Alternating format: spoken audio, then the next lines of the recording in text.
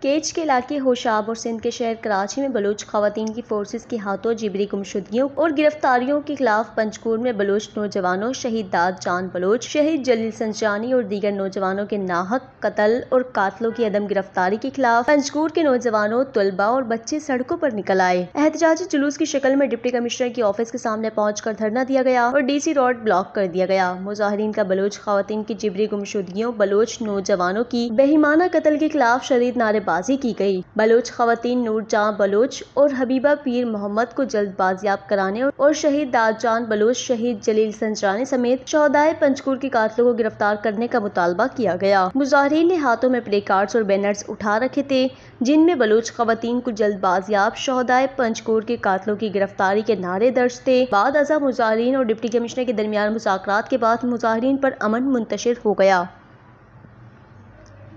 وش news Panjgur.